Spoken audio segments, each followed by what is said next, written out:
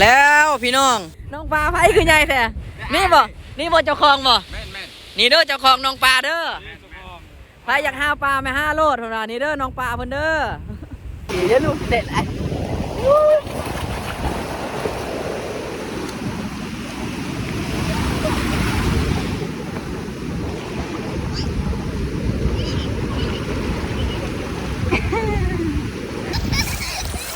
เบิ่งสาวตี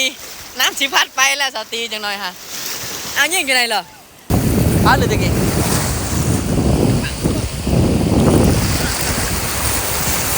อ้าวไม่ไล่เหรอ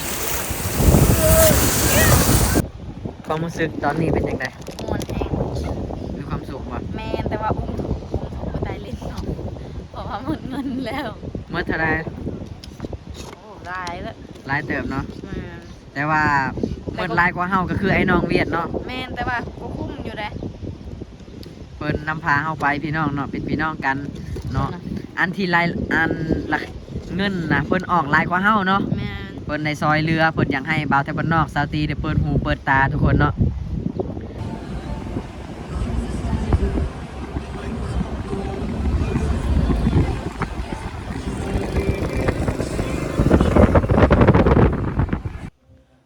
สบายดีสวัสดีพ่อแม่พี่น้องบรรยากาศยามเช้าเนาะตอนนี้พี่น้องบ่าวแต่บ้านนอกก็อยู่ที่ประเทศเวียดนามเนาะเป็นหมู่บ้านชนบทเนาะตอนนี้เนาะอันนี้คือเป็นเฮือนพี่น้องของบ่าวไทยบ้านนอกเนาะกะบ่าวไทยบ้านนอกได้มาแต่ว่านี่เนาะและมื้อนี้พี่น้องมีโอกาสเนาะทุกคนเนาะคือพี่น้องของบ่าวไทยบ้านนอกเพิ่นจะพาไปลิ้นอันที่ทะเลเนาะทะเลของเวียดนามเนาะทุกคนเนาะไทยบ้านนอกกะบ่ได้มีเงินมีคำอีหยังมากมายดอกทุกคนเนาะแต่มื้อนี้มีโอกาสเนาะพี่น้องเพิ่นอยากให้บ่าวไทยบ้านนอกเปิดหูเปิดตาเนาะได้เห็นเมืองใหญ่เนาะเพราะว่าเขาเจ้าน่ะอยู่แถวนี้เขาเคยไปหลายเทื่อหลายหม่องแล้วเนาะแถวเมืองเวียดนามและมื้อนี้บ่าวไทยบ้านนอกแบบมาจากบ้านนอกบ้านนาแล้วก็บ่เคยไปไสทุกคนเพิ่นจะพาไปเล่นไปเที่ยวเนาะมื้อนี้เนาะไปทุกคนเดี๋ยวเฮาจะเป็นจังไดมื้อนี้เฮาไปเบิ่งนํกันเนาะนี่คือพากันเตรียมที่จะไปเลยเด้อทุกคนเด้อนี่เนาะจะพาไปมื้อนี้สบายดีเนาะ ไปดีจ้าทุกคน วันนี้ซาวตีได้มีโอกาสไปเบิ่งทะเลอยู่ที่เวียดนามนะทุกคนครั้งแรกของชีวิตเนาะ สิหักแปลก่อนลูก แต่ว่าไปยากในจะน้อยเราเมารถง่ายเนาะทุกคนเนาะนี่ไปเปิดหูเปิดตานํกันมื้อนี้เนาะเบิ่งการแต่งตัวของเรา เงาหลักไส้ มีโอกาสทุกคนเนาะชีวิตก็บ่มีหยังมากมายดอกเนาะในเมื่อมีเฮามีโอกาสไปเฮาก็สิได้เดินทาง ลองไปเบิ่งจักครั้งหนึงในชีวิตนะทุกคนนะไปทันยะเป็นรถที่เฮาจะเสียเงินเนาะเฮาเศร้าเนี่ยประมาณนี้เนาะเฮาเศร้าเนาะหัวหน้านี่เด้อเราเอาบ่แพงเนาะเป็นพี่น้องกันเองเอ้าสบายดีหัวหน้านี่หัวหน้าเนาะขับรถเนาะเราจะไปรับไปส่งมองไปเที่ยวมื้อนี้เนาะไปรับแล้วก็ไปส่งเลยเนาะมื้อนี้เนาะก็เป็นพี่น้องทางพี่น้องของบ่าวไทยบ้านนอกอีกเนาะเอาสบายดีหัวหน้าใหญ่เพิ่นจะพาไปเที่ยวมื้อนี้เนาะโอ้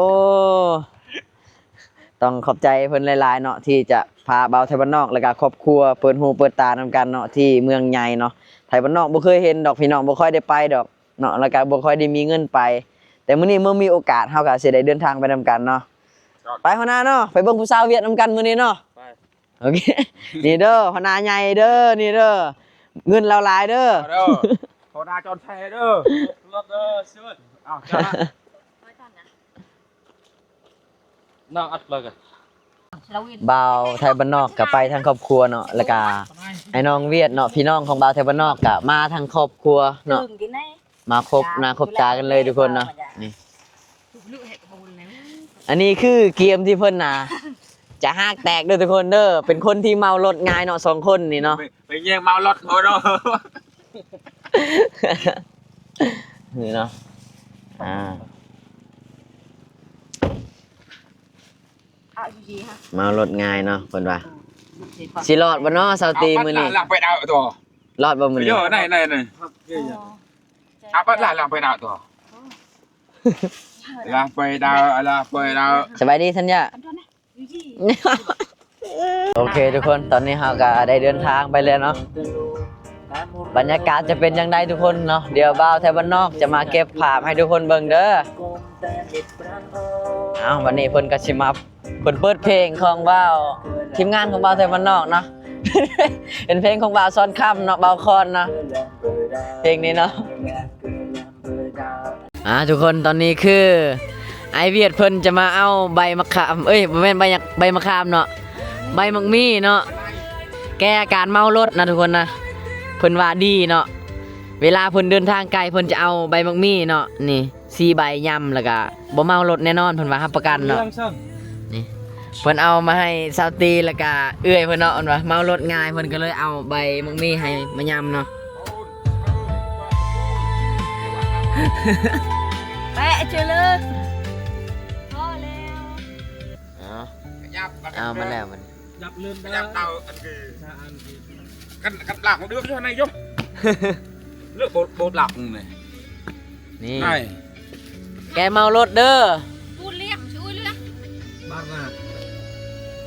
นี่เบิ่งเด้อทุกคนเด้อคิดว่าสิปันเงินกันบ่แม่นเนาะปันใบมักมี่เนาะสู้กัน ปันกันห้า โอ้ยตายนี่แหละ ถ้าสมมุติว่าบ่าวไทยบ้านนอกมีรถใหญ่น่ะก็คือสิขี่บ่ได้ดอกเนาะสาวตีน่ะเมารถง่ายเนาะ รีวิวกันนะ ทุกคนตอนนี้ก่อนที่เราจะเดินทางเนาะเอาได้แวะมากินเฟอเนาะหรือว่าข้าวปุ้นของเวียดนามนำกันเนาะทุกคนเนาะมากินกับผู้บ่าวเวียดเด้อนี่เด้อเรายังโสดเนาะยังบ่มีเมียแล้วบ่ โอ้จักภาษากันไปเบิ่งเจอ เบิ้ล เบิ่งเจอเบิ่งแน่นเนาะ เบิ้ลแน่ นี่เราพามากินข้าวปุ้นกันเนาะแล้วก็ไอเวียดอีกคนนึงเรากำลังไปตัดผมเนาะเพิ่นว่าผมเพิ่นยาวโพดว่ะก่อนสิไปลินมื้อนี้เพิ่นแวะตัดผมก่อนแล้วเรามาแวะกินข้าวเปียกเวียดเนาะนี่เป็นข้าวเปียกงัวหรือว่าข้าวปุ้นงัวเนาะประมาณนี้แหละนี่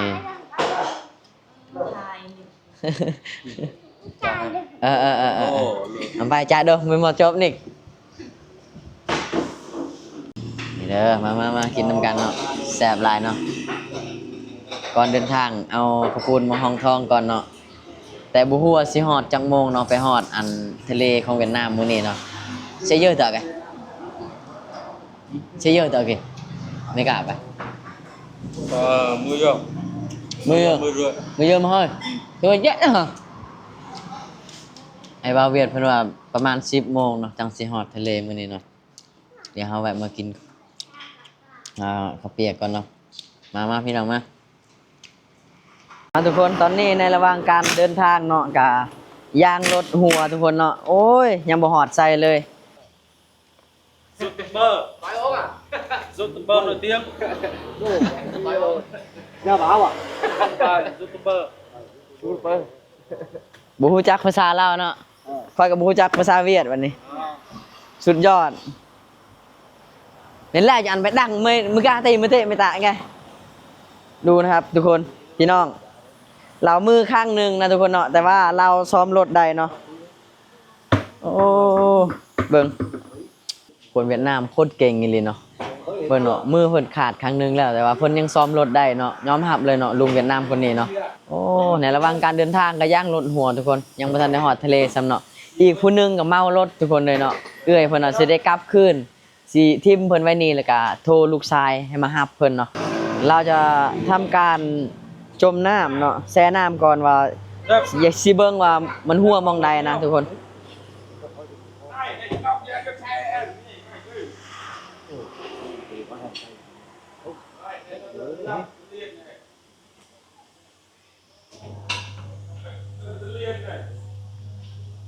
ทุกคนตอนนี้กำลังนั่งทานเนาะให้สร้างอันซ่อมยางรถเนาะที่มันหัวแล้วก็เฮาสิได้เดินทางต่อเนาะวันนี้ มันคุณหยุดค่ะไอ้จอดกันไหนจอดมันดูพี่ละมาเขาหุ่นนะ เพื่อโบนบ่ นี่เนาะทีมเราไว้กลางทางมันนี่สิโทรหาลูกชายมารับเนาะทุกคนเนาะแต่บ่ฮู้ว่าลูกชายสิมาลูกชายเพิ่นสิมารับถึกหม่องอยู่บ่อันดังบ่ถือดังบ่เลย gặp ถือดังบ่เลย thứ ป้าช่วยอันไปละแก phải đặt thì ao con mẹ เอาไปแม่กี้ เดี๋ยวจังน้อยสิเปลี่ยนยางรถแล้วก็สิมาส่งเราอยู่เส้นทางใหญ่เนาะให้ลูกชายเรามารับเนาะเราสิกลับเราไปบ่ได้แล้ววันนี้เหลือแค่5 คนเนาะตอนนี้เนาะสิได้เดินทางไปเนาะธัญญาแล้วก็ซาวตีแล้วก็ไอ้บ่าวเวียดเนาะกับโชเฟอร์รถเนาะโอเคทุกคนตอนนี้เดินทางเหลือแค่5 คนเท่านั้นเนาะทุกคนเนาะเพราะว่าคนหนึงน่ะเขาทิ่มไว้กลางทางแล้วก็ถ้าให้ลูกชายเพิ่นมารับเนาะเพิ่นไปบ่ได้แล้วเนาะเพิ่นเมารถพี่น้องเนาะตอนนี้เดินทางแค่5 คนเนาะโอ้ยนี่เนาะเป็นเมียของอายเพิ่นนี่เนาะเพิ่นเมื่อแล้วทุกคน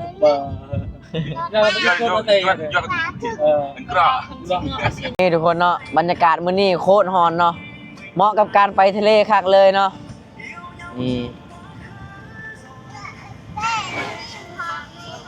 นี่ทุกคนวู้วิวบรรยากาศโคตรงามเลยทุกคน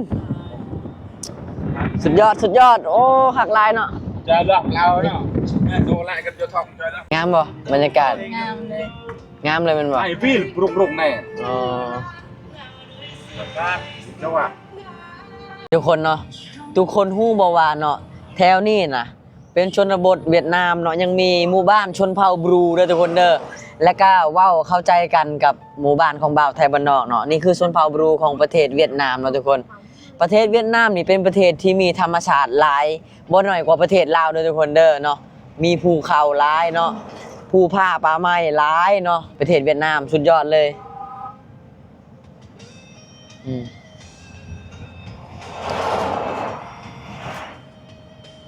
นี่สะพานโอ้ร้านไหนปอจุเล็กแก จะตรงเอ้ยนายปลอมจุดอ้อยแล้วก็ไรล่ะเนี่ยสมุยแสดงดูละลายครับปารันอะไรแสดงอะไร โอเคคือไอ้บาวเวียดนามบอกว่าสะพานที่เฮาเห็นเมื่อกี้นี่เนาะเฮาสามารถออกไปสู่แขวงสารวันได้เนาะทางชายแดนด่านละไล่ทุกคนเนาะสามารถไปได้ที่ว่าประเทศลาวกับประเทศเวียดนามมีชายแดนติดกันแล้วก็มันมีทางที่จะเข้าหากันหลายมองอยู่ทุกคนนี่ทุกคนเนาะบ่าวไทยบ้านนอกมาทายให้พี่น้องเบิ่งเนาะที่เห็นเรื่องจังซี่เนาะชาวบ้านเขาเจ้าตากข้าวเด้อทุกคนเด้อเห็นบ่เขาเจ้าตากข้าวนะพี่น้องเนาะฟังไทยก็น่าจะมีเนาะอันนี้เป็นถนนแบบทางเข้าหมู่บ้านของเพิ่นน่ะเพิ่นจะตากข้าวไว้เลยเนาะนี่ตากข้าวหมดเลยเพราะว่ามันแห้งไวเนาะทุกคนเพิ่นตากตามถนนจังซี่นะโอ้สุดยอดเนาะทุกคนสุดยอดเลยเนาะเบิ่งเนาะเพิ่นตากข้าวนะเต็มตามถนนหนทางเลยโอ้นี่เห็นบ่ข้าวใหม่เนาะหอมเลยเนาะน่าจะประมาณกระเจ้าน่าจะเฮ็ดนาแซงประมาณนี้แหละเนาะเยอะๆทุกคนตอนนี้ก็บ่าวไทยบ้านนอกมาฮอดที่ทะเลของเวียดนามเนาะทุกคนเนาะนี่เป็นตลาดเนาะขายเครื่องทางหลังจะเป็นทะเลมหาสมุทรเลยเนาะเดี๋ยวเราจะมาเบิ่งนำกันเนาะทุกคนทุกคนตอนนี้บ่าวไทยบ้านนอกเนาะกับสาวธัญญาและก็สาวตีมาฮอดอยู่ที่ทะเลของประเทศเวียดนามแล้วทุกคนเนาะเดี๋ยวเราเข้ามาเบิ่งเลยเนาะทางหลังนี่จะเป็นทะเลและอันนี้จะเป็นห้านขายเครื่องขายปลาขายหยังต่างๆเนาะทุกคน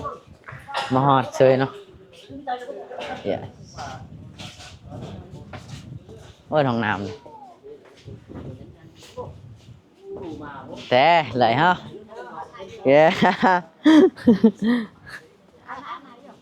พูดสุดยอดเลยทุกคนบรรดาเสือว่าตัวเองสิมาฮอดเนาะบ่าวไทยบ้านนอกต้องบอกเลยว่าต้องขอบใจบ่าวเวียดเนาะที่พาเปิดหูเปิดตาพาไปเล่นพาไปเที่ยวเนาะสุดยอดลายทุกคนไล่เอาไปหยวนมาเอาไปแล้ว ครับสัญญาเป็นเพื่อนดากี้เพื่อนป่ะเห็นวันทุกคนแนมจนไม่เห็นฟังเลยเพื่อนดาป่ะเปิดได้ป่ะแล้วพี่น้องแม่นน้องปลาผู้ใดเนาะจังแม่นไงคักแค่พี่น้องเอ้ยน้องปลาผู้ใดเนาะน้องปลาไผไอ้บ่าวเวียดน้องสะไผนี่คือใหญ่แท้แต่ลิงเสียน่าเดือดเลยแล้วน้องปลาไผคือใหญ่แท้นี่บ่เจ้าของบ่นี่เด้อเจ้าของน้องปลาเด้อไผอยากหาปลาไม่5 โลเท่านั้นนี่เด้อน้องปลาเพิ่นเด้อน้องปลาใหญ่แท้ทุกคน ตอนนี้ก็มาฮอดที่อันทะเลเวียดนามแล้วเนาะสาวธัญญาบ่รอซาเลยทุกคนเนาะพอได้เห็นน้ำทะเลแล้วก็อยากไปอาบน้ำโลดเพิ่นว่าทุกคนบ่ได้ย่านน้ำเลยจักดีเนาะอู้สุดยอดหลายโคตรฮ้อนเลยทุกคนเนาะถ้าบ่ใส่แว่นตานี่ถือว่าบ่เห็นเลยเนาะมืดคักจนแนมบ่ได้เลยใส่แว่นตาแว่นตาใครตั้งรถเหรอโอ้สุดยอดเลยทุกคนนี่เนาะธัญญาบ๊ายบายเร็ว บายบายบายบายบาย นี่ธัญญาเร็วยิงธัญญา ได้เลย ไปสุดยอดลายเนาะบุยเฮ้บุย vui quái đấy em ơi โอ้ย em về cô tung của Việt chơi nhá ฮะแต่มาเอากินลำเพยได้แต่ปะสุดยอดเลยทุกคนธัญญานี่หน่อยอย่าบ๊ายบายนี่บ๊ายบายอย่ายิ่งด่าเลยตอนนี้ซาวตีกำลังเข้าห้องน้ำอยู่นะทุกคนเนาะทุกคนตัวกลับโอ้สุดยอดเลยดูพี่น้องเห็นป่ะ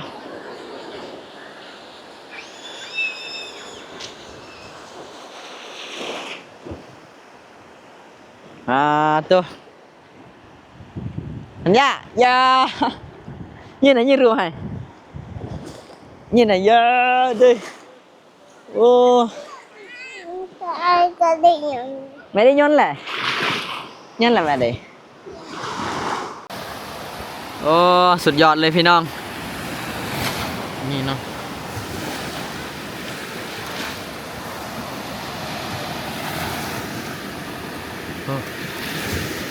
มา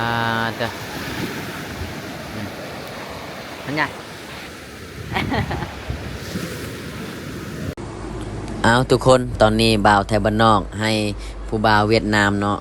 รีวิวหรือว่าถือกองให้เนาะบ่าวไทยบ้านนอกสินั่งพักผ่อนเนาะให้เพิ่นถือกองแล้วก็อัดคลิปให้บ่าวไทยบ้านนอกเบิ่งเนาะ một chiều lắm hả Pa nó hết tay review hỏi à hỏi vậyรีวิวเนี่ยต่อยไหนล่ะไม่ไล่อะไรอยู่เนี่ย mày like lắm review anh này là phần này thại vậy ừ hay hay bạn hãy làm nọ chứ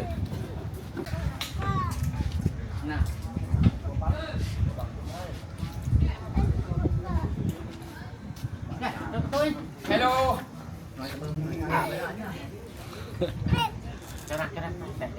xin chào tất cả anh em đang xem trên livestream của YouTuber Sạ nha. Ngày hôm nay được dịp tới bãi biển cửa Việt.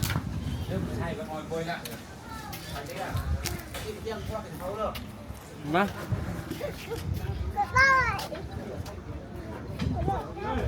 Ơi.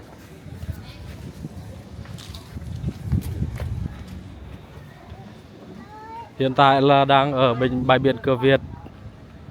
Xin mời toàn thể quý vị và các bạn khán giả đang xem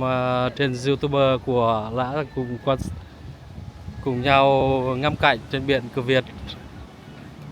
Rất là tuyệt vời.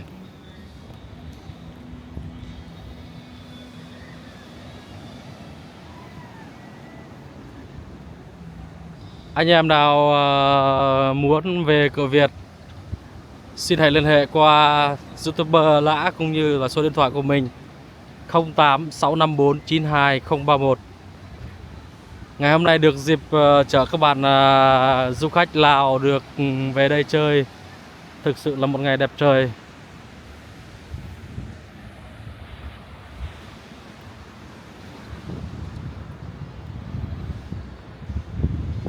Hiện tại đã qua lễ rồi thì dịp hè các món hải sản cũng như là các món ăn bình dân thì chúng ta có thể tham khảo qua các quán cũng như là giá cả thịt xe, cả đi cả về mình sẽ hỗ trợ các bạn nhé. Đây, chúng ta sẽ tiến gần hơn đến bãi biển.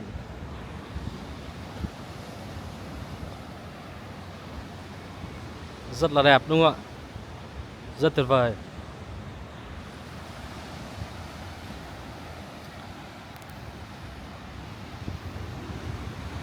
Đấy, các chị em phụ nữ đang tắm ở ngoài kia, mình không dám lại gần tại vì họ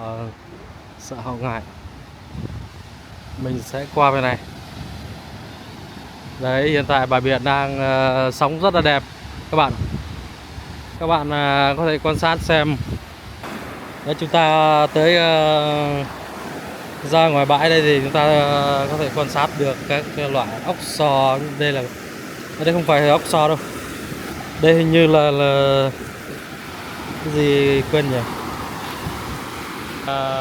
Ra bãi biển này. Xin chào toàn thể quý vị và các bạn đang xem nhá. Đấy, mình đang đứng ngay cạnh đây. Rất là tuyệt vời.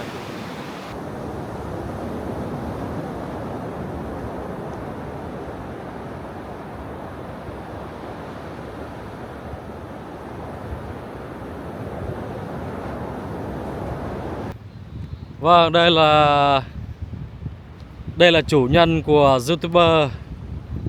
được rất là nhiều các bạn trẻ hâm mộ cũng như là toàn thể anh chị em Không được. đang xem trên kênh của Lã nhá. Đây,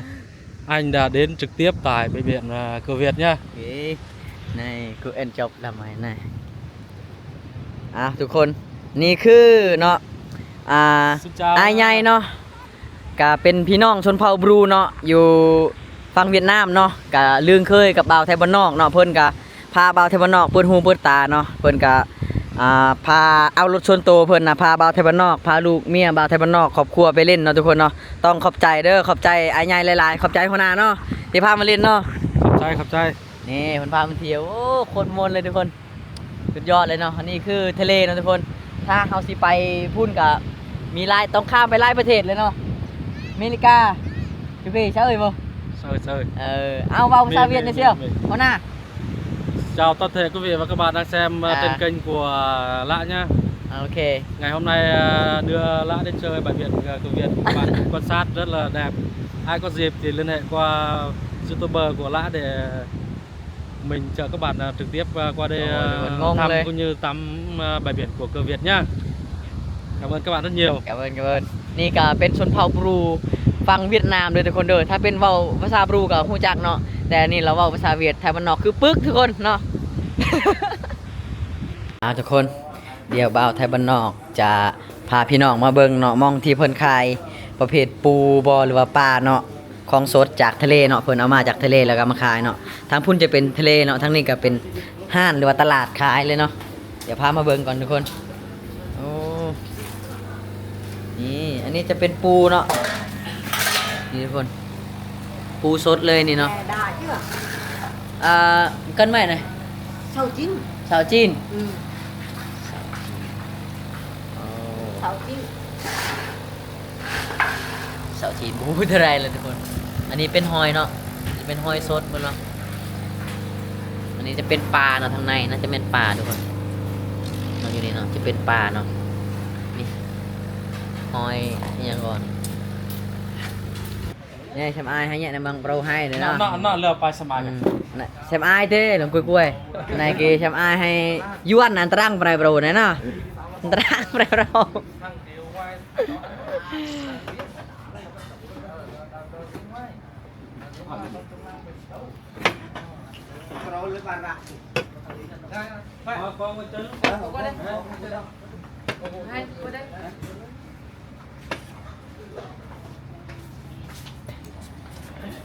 Bôi hả? Nè là có viên linh này là Nguồn hàng.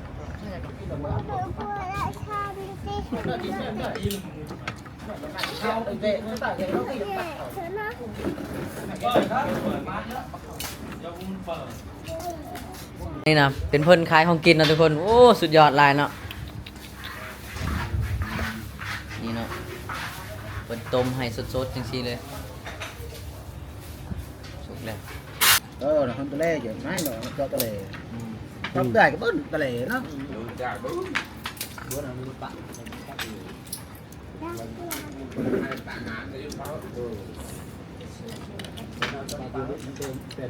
จ้า เจ็ด เบิ่งสาวตีน้ำสิพัดไปแล้วสาวตีจังหน่อยฮะอ้าวยิงอยู่ไหนเหรอเลือกอยู่ไหนเหลือ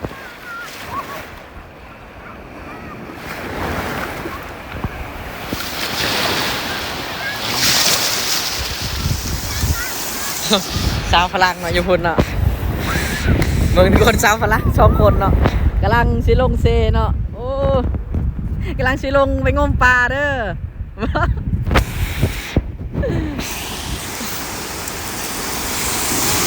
ปลาเจี๊ยบอยู่ไหนเหรอกระถ่ายมันยังไงม้วนบ่ฮะม้วนลายบ่ มวนลาไอ้กุ้งคลิปเหรอ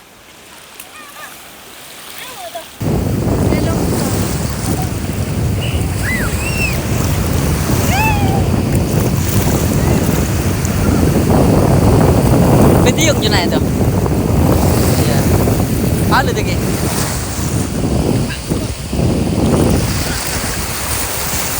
อ้าวไม่ไล่เหรอ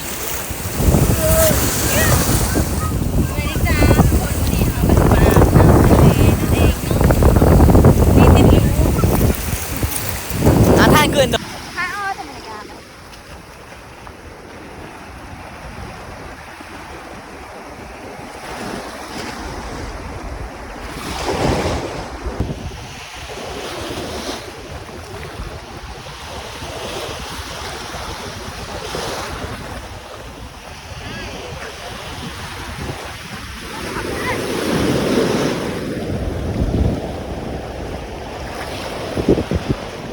นี่เหลือเลือดช้าเลยจ้ะ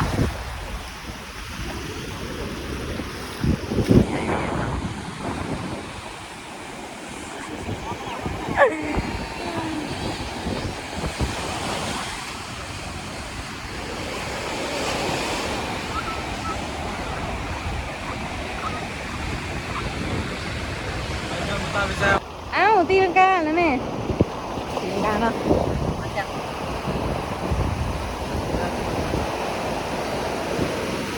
เดี๋ยวเห็นที่เดี๋ยวลูกเสร็จแล้ว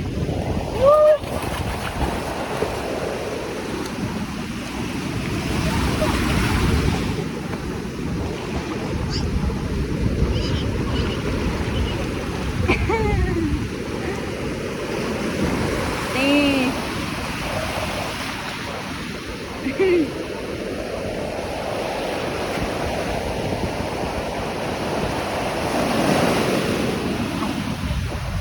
เอ้า คนเนาะตอนนี้หลังจากเฮากินข้าวแล้วก็อาบน้ำเที่ยวมาเมื่อยแล้วเนาะไอ้บ่าวเวียดซองคนพาไปเนาะกะต้องขอบคุณขอบใจเพิ่นหลายก่อนกลับพี่น้องเฮาสิมาอันถ่ายรูปเนาะมองนี่ก่อนพี่น้องเป็นที่ระลึกเนาะในเมื่อมีเฮาโอกาสได้ไปเนาะพาลูกพาเมียไปเฮาก็สิได้ถ่ายรูปก่อนกับเฮือนกับซ่านเนาะทุกคนเนาะแต่ว่ายังบ่ทันได้ฮอดลาวเนาะทุกคนเนาะประมาณ มื้ออื่นอาจจังสิฮอดเนาะแต่ว่ามื้อนี้เราจะอยู่หมู่บ้านของไอ้บ่าวเวียดนามก่อนเนาะทุกคนเนาะธัญญายิ้มเลยธัญญา2 นิ้วโอ้โห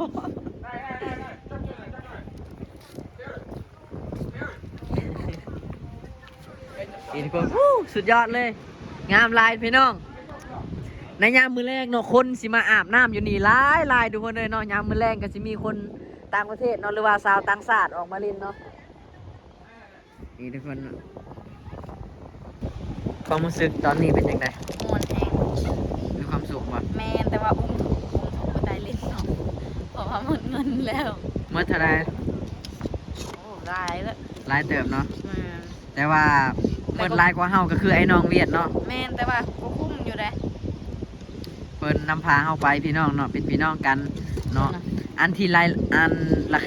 เงินนะเพิ่นออกรายกว่าเฮาเนาะ แมน เพิ่นในซอยเรือเพิ่นอยากให้บ่าวไทยบ้านนอกซาวตีได้เปิดหูเปิดตาทุกคนเนาะ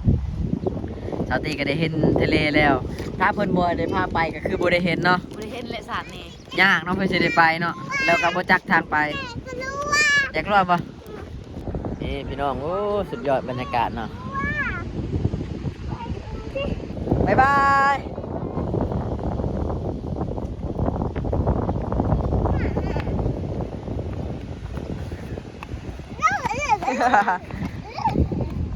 ทุกคนบ่าวไทยบ้านนอกหรือว่าบ่าวละเอกเนาะโคตรดีใจมื้อนี้เนาะแล้วก็มีความสุขเนาะได้พาลูกพาเมียไปในครั้งหนึ่งของชีวิตเนาะแล้วก็ต้องขอบคุณไอ้บ่าวเวียดนามเนาะที่พาไปพี่น้องเนาะแล้วก็เพิ่นออกเงินช่วยค่ากินค่าอยากให้บ่าวไทยบ้านนอกเนาะต้องขอบคุณหลายๆเนาะพี่น้องเนาะครั้งหนึ่งของชีวิตเนาะเมื่อเฮามีโอกาสก็ต้องได้ลุยเนาะเฮาก็บ่มีหยังแน่นอนดอกชีวิตทุกคนเนาะต้องขอบคุณทุกคนที่มารับชมน้ำทุกคนเนาะก่อนเมื่อเนาะทุกคนก็พากันถ่ายรูปเนาะ ได้ปะไหนได้ยังเสร็จ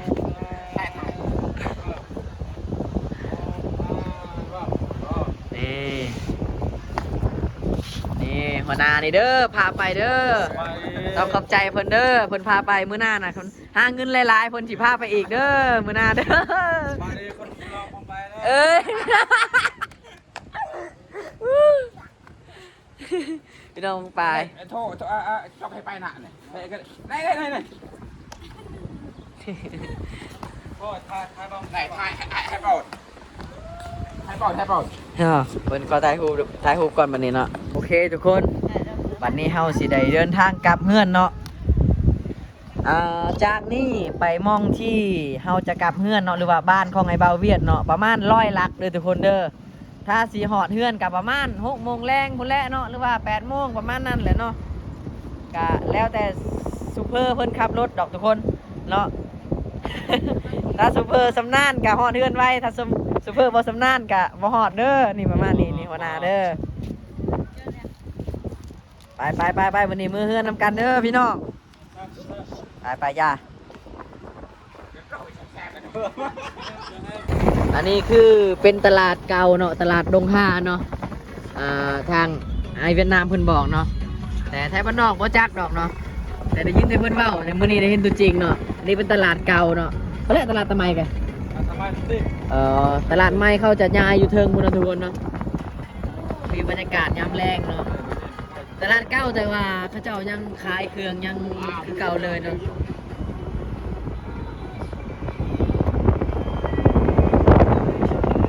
ยอดประเทศเวียดนามเราเจริญไปไกลขนาดเลย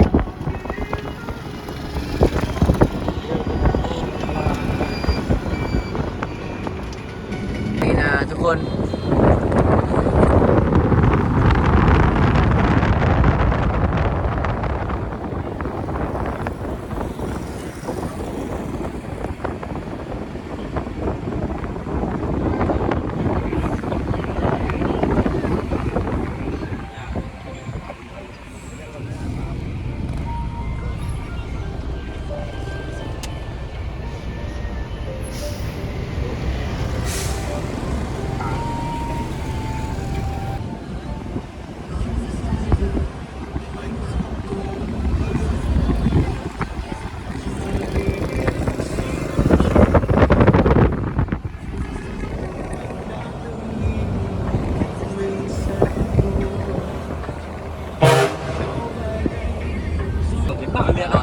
เส้นทางรถไฟเนาะก็อยู่ทั้งรวมหมดละทุกคนเนาะมีเส้นทางรถไฟเนาะทั้งเทิงที่มีรถจักรแล้วก็มีรถใหญ่สินะทุกคนสุดยอดเนาะเวียดนามไปไกลค่ะทุกคน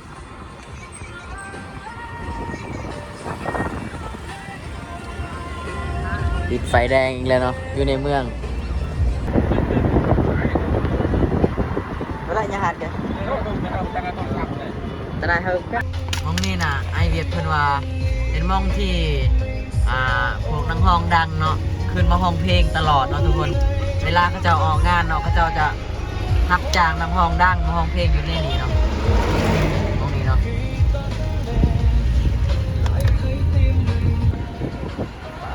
เด้อสบายดีไหม